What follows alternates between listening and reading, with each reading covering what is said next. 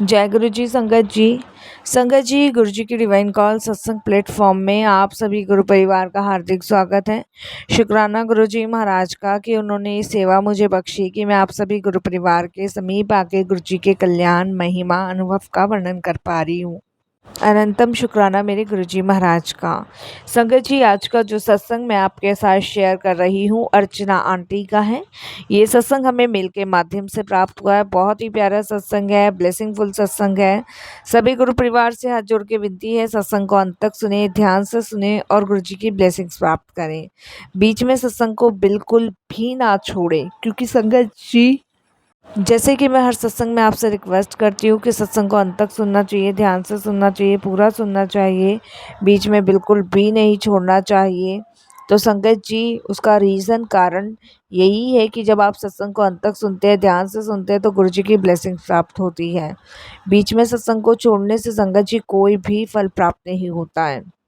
इसीलिए हमें सत्संग को अंत तक सुनना चाहिए, ध्यान से सुनना चाहिए, पूरा सुनना चाहिए और संगत जी गुरु जी की ब्लेसिंग्स प्राप्त करनी चाहिए। ये मैं हर सत्संग में बोलती हूँ संगत जी, उसका कारण ही यही है। जो गुरु जी महाराज की नई संगत जुड़ रही है, उनको भी गुरु जी के सत्संग की महिमा के बारे में पता चले, और जो संगत गुरु जी के सत्संग सुनती हैं उन्हें भी पता चले कि सत्संग सुनने से हमें क्या फल प्राप्त होता है।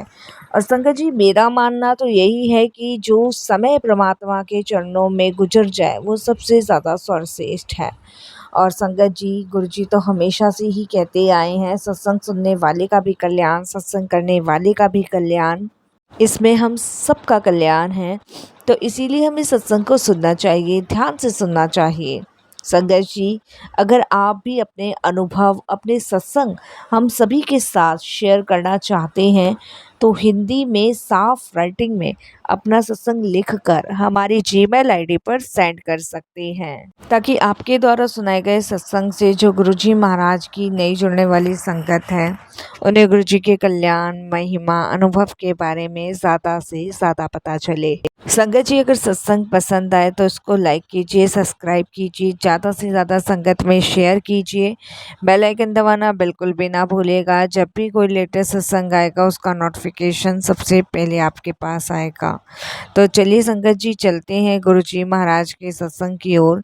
सत्संग शुरू करने से पहले करते हैं गुरु जी का मंत्र जाप। ओम नमः शिवाय, शिव जी सदा सहाय। ओम नमः शिवाय, गुरु जी सदा सहाय। जय गुरु जी संगत जी। संगत जी, गुरु जी की कृपा, गुरु जी के आशीर्वाद से मैं उनकी दिव्यता, महानता का वर्णन आप सभी के साथ कर रही हूँ। मेरे से अगर कोई भी भूल चूक हो जाए, कैसी भी भूल चूक हो जाए, तो मुझे क्षमा कीजिएगा साथ संगत जी। और गुरुजी से भी मैं प्रार्थना करूँगी कि नादानी में मुझसे कोई भी शब्द गलत निकल जाए तो गुरुजी अपनी बेटी समझ के मुझे क्षमा कीजिएगा। संगत जी, जब हम गुरु बनाते हैं तो हमें ये नहीं पता होता कि गुरु हमारा हाथ पकड़ के कहाँ से कहाँ हमें पहुँचा देते हैं। संगत जी, ना गुरु जी की महानता को हम जानते, ना गुरु जी की ब्लेसिंग्स को हम जानते, और ना ही संगत जी उनके किए हुए कल्याण को हम जानते।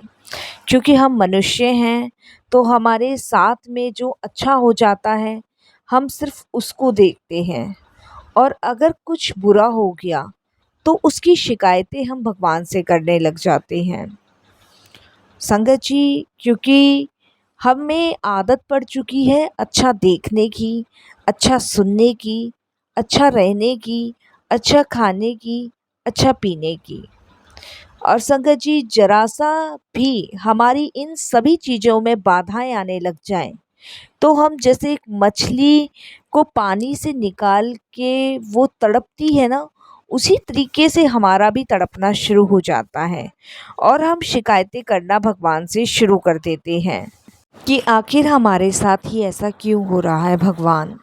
हमें ही गरीबी क्यों झेलनी पड़ रही है, हमें ही बुराइयां क्यों लेनी पड़ रही है, हमें ही दुख कष्ट क्यों झेलने पड़ रहे हैं। यही सब चीज़ें संगत जी हम भगवान से कहना शुरू कर देते हैं, बिना ये जाने कि ईश्वर जो हमें दे रहा है वो हमारे लिए बहुत ही उत्तम हैं।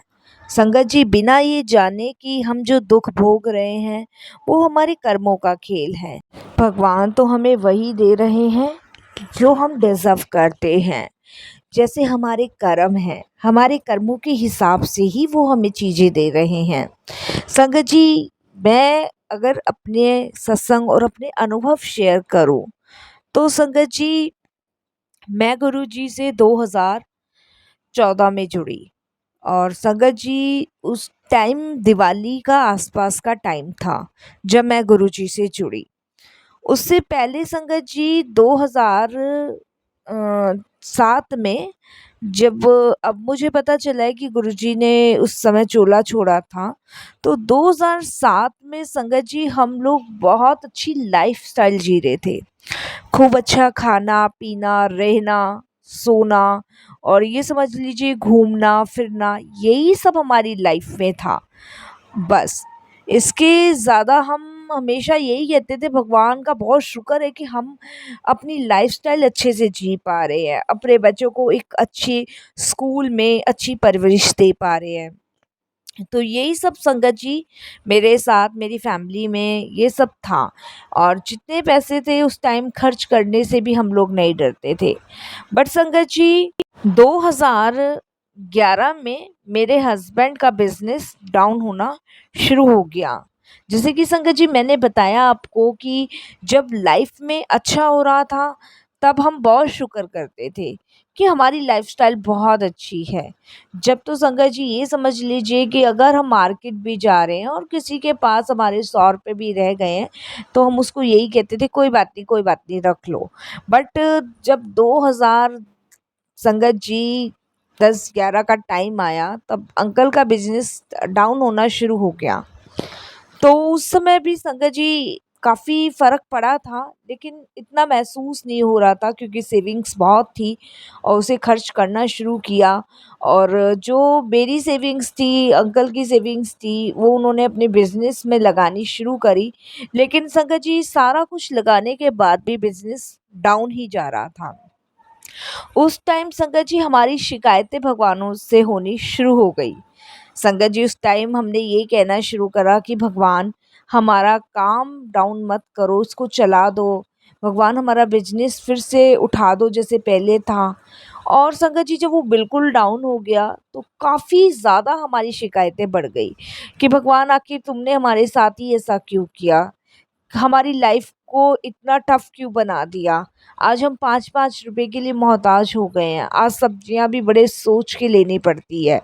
तो ये सब शिकायतें संगत जी मैंने, मेरे हस्बैंड ने करनी शुरू कर दी।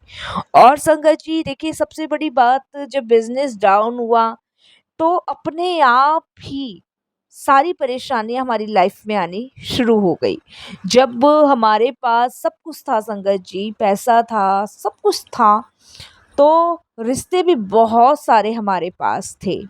और संगत जी, उस टाइम ये समझ लीजिए कि रिश्ते, नाते, प्यार, मोहब्बत सब कुछ हमें मिल रहा था। और जैसे ही संगत जी हम ऊँचे स्केल से नीचे स्केल पे आए, उस टाइम संगत जी वो रिश्ते भी गायब हो गए, वो प्रेम भी चला गया। तो शायद संगत जी ये बहुत अच्छी बात है, मैंने काफ़ी जगह पढ़ी भी है और काफ़ी संगत जी ग्रंथों में भी आती है ये बात। काफ़ी संगत जी बड़े-बूढ़े भी बताते हैं कि जब आपके पास बेशुमार पैसा होता है, तो उस समय बहुत सारी चीज़ें आपके पास आती हैं।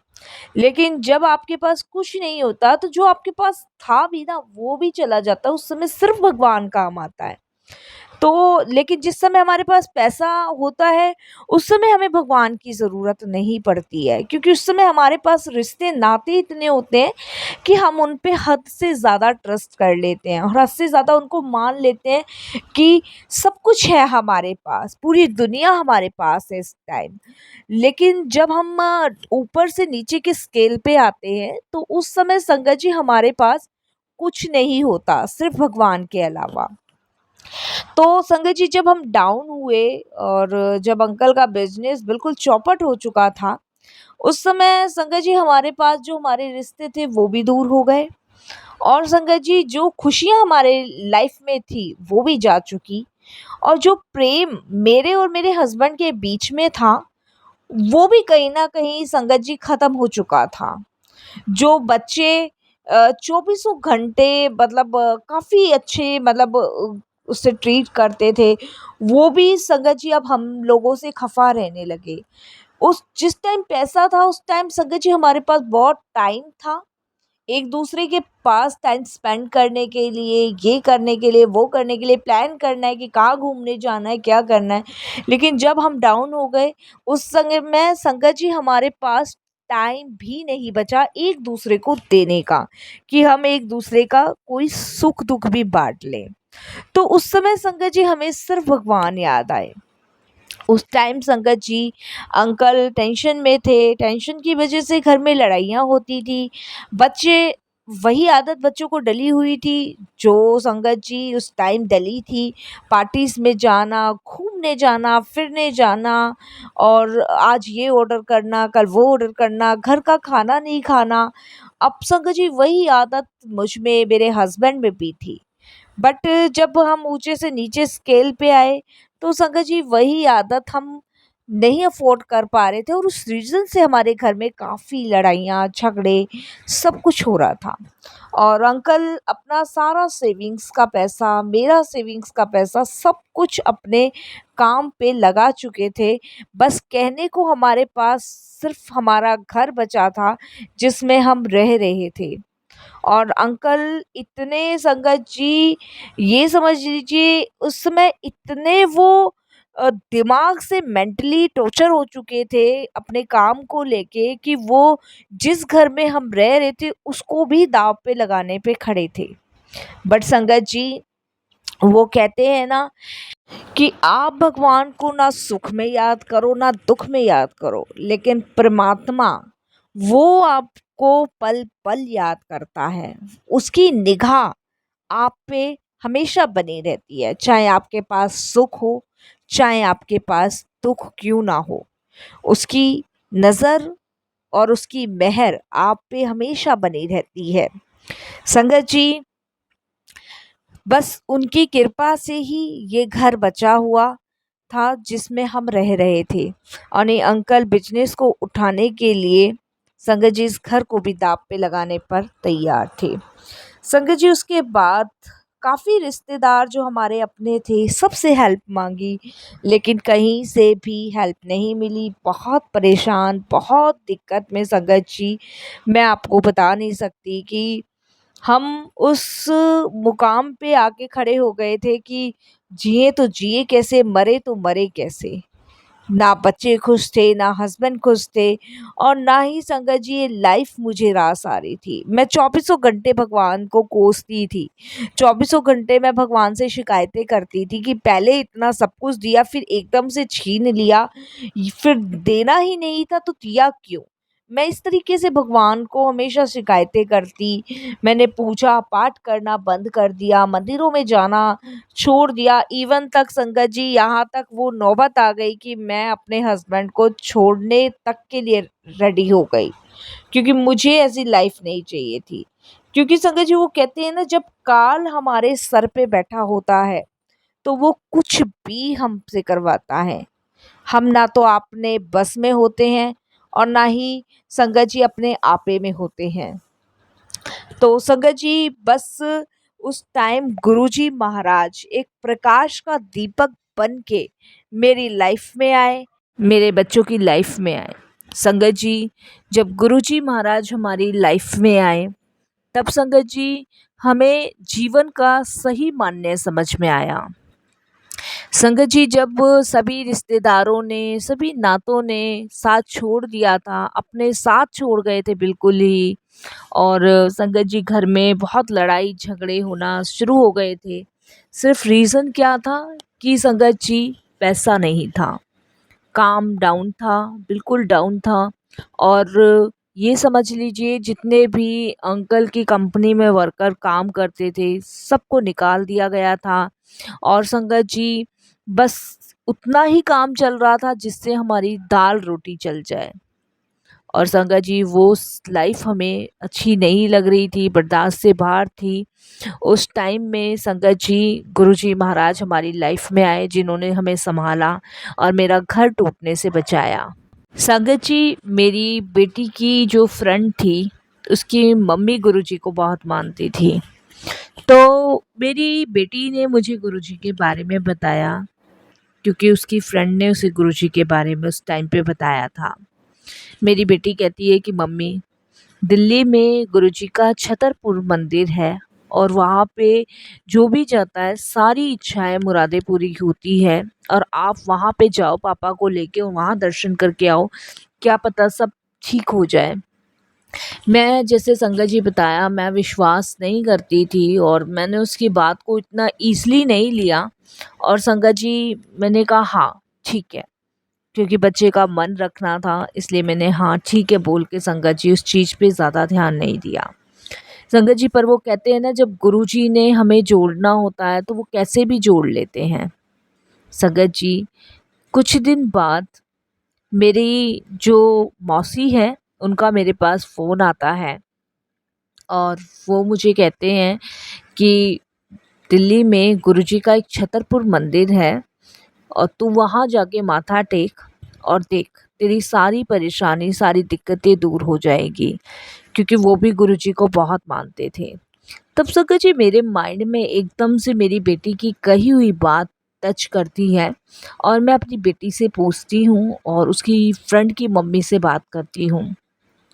तब संगत जी वो गुरुजी के बारे में मुझे बताते हैं। तब संगत जी मैं ये बात अपने हस्बैंड से डिस्कस करती हूँ। मेरे हस्बैंड संगत जी बहुत ज़्यादा टेंशन में थे। तो वो कहते हैं कि मेरे को कहीं नहीं जाना, मेरा कहीं विश्वास नहीं है, मुझे कहीं भी नहीं जाना। इस तरीके से संगत जी वो कहते हैं, तो उन्हें बड़ा कन्विंस मैं करती हूँ कि एक बार जाने में तो कुछ नहीं हो रहा है। भगवान को तो मैं भी नहीं मानती हूँ, लेकिन कहीं जाके अगर कुछ सही हो सकता है तो देखने में तो कुछ नहीं जा रहा है। तो मेरे हस्बैंड संगत जी उस टाइम मानते हैं और मैं अपने हस्बैंड के साथ पहली बार गुरुजी के दरबार जाती हूँ दर्शन करने के लिए। तो संगत जी मैंने पहला मंदिर ऐसा देखा था। उससे पहले संगत जी मैंने जैसे बताया, मैं कोई मंदिर वगैरह नहीं जाती थी, गुरुद्वारे वगैरह नहीं जाती थी। लेकिन जब मैंने गुरुजी के दरबार में पहला कदम रखा, तो अंदर से सिर्फ एक आवाज़ जैसे निकलती है ना कि जय गुरुजी, शुक्राना गुरुजी, ये शब्द मेरे मुंह पे उस टाइम निकला जब मैंने गुरुजी के दरबार में पहला कदम रखा। संगत जी मुझे नहीं पता वहाँ पे कौन सी शक्ति है, कौन सी ताकत थी उस समय, जिन्होंने मुझे अपने दरबार खींच लिया। और संगत जी उन्होंने ऐसे अपने दरबार मुझे खींचा, क्योंकि वहाँ मुझे एकदम संगत जी शांति का अनुभव हुआ, सुकून का अनुभव हुआ। जब संगत जी मैं बड़े मंदिर फर्स्ट टाइम गई, तो उस समय बहुत विचलित थी, रास्ते में परेशान थी, हस्बैंड भी बहुत टेंशन थे। लेकिन जब हम बड़े मंदिर गए, वहाँ पे हमें शांति मिली, सुकून मिला। ऐसा लगा कि यहाँ की दुनिया अलग है और वहाँ की दुनिया अलग है। वहाँ टेंशन है, सुकून नहीं है, शांति नहीं है, लेकिन यहाँ पे बहुत सुकून है, शांति है और यहाँ पे बहुत ही ज़्यादा पॉजिटिविटी हमें महसूस हो रही थी। संगत जी वहाँ दर्शन हमने किया, जैसे हमें कुछ पता तो नहीं था, लेकिन जब हम गुरुजी के दरबार जाते हैं तो वहाँ जो सेवादार अंकल होते हैं वो सब हमें गाइड कर रहे थे। और संगत जी ऐसा लग रहा था कि भगवान के आदेश पे हम के वो लोग गाइड कर रहे हैं। संगत जी उसके बाद हम दर्शन करके आए। अंकल भी शांत थे, मैं भी शांत थी और पूरी रात हम यही चर्चा करते रहे कि वहाँ पे कुछ ना कुछ तो बात ज़रूर है जहाँ हमें इतनी शांति सुकून मिले। उसके बाद मेरे हस्बैंड संगत जी मुझे कहने लगे कि अर्चना, अब जब भी समय मिलेगा तो हम गुरुजी के मंदिर ज़रूर जाया करेंगे। संगत जी ऐसे जुड़ते जुड़ते हमें संगत जी पता ही नहीं चला कि कब गुरुजी हमारी ये परेशानी समस्याएं दूर करने लगे। संगत जी, ये समझ लीजिए कि गुरुजी ने, जिसे कहते हैं ना कि हम नीचे से बिल्कुल गिर चुके थे, फिर अपना हाथ देके उन्होंने हमें उठाया, उसी प्रकार से संगत जी गुरुजी ने हमें उठाया और हमें पता भी नहीं चला कि गुरुजी ने कब में हमें उठा दिया। संगत जी, गुरुजी की कृपा, गुरुजी की मेहर होना हम पे शुरू हो गई। कैसे हुई, कब हुई, ये हमें संगत जी आज तक नहीं पता।